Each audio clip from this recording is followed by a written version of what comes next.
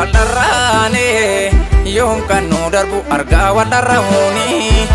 gargar baane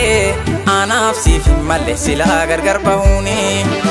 waldarraane yoom kan nu darbu argaa waldarrahuuni gargar baane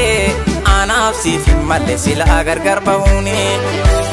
fileetan si jaalle anundu warraa wabii jiru koo nu dhiiba walirraa gaddas gammachuus baata yaballi jiru naan obsaa obsuu baannaan qabbanni hin jiru naan obsaa obsuu baannaan qabbanni hin jiru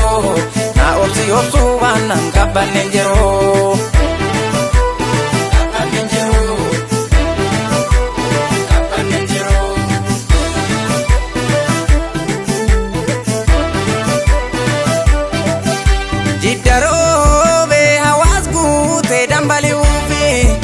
Abdiin burii waan ofi dukkanna danuu dhiige bari'uufi akka dhiitetti naftuuni baatii aduun akka gamnaagna waa lamee toonbadu yandisee roobe lafa raase bakakkaani homaan shakkini hin ooltu wal argaani mulleetiyaa dhiyaatte wal argaani marartuutiyaa hin ooltu wal argaani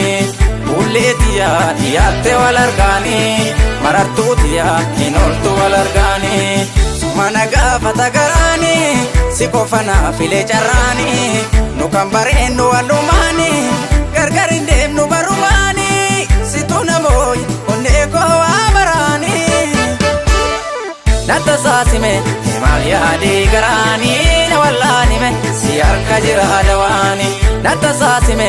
maal yaadee garaani na wallaanime si harka jira dawaani.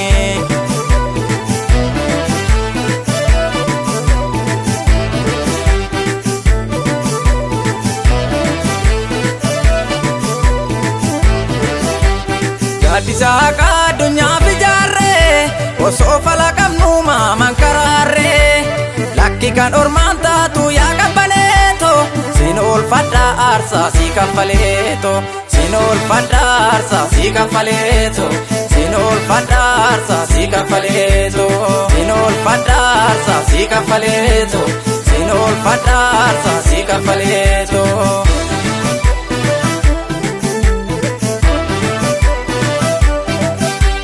Jiddaroobe hawaas guutee dambali'uufi abdiin burii waan ofi dukkanna danuu dhiige bari'uufi siifuun dadhabe rakkoo bidiraa hamaa ciisuun dadhabe kunoo siif naagamaa gargar fagaannee cinnee namnu addaani homaan shakkini hin ooltu wal argaani mulleetiyaa dhiyaatte wal argaani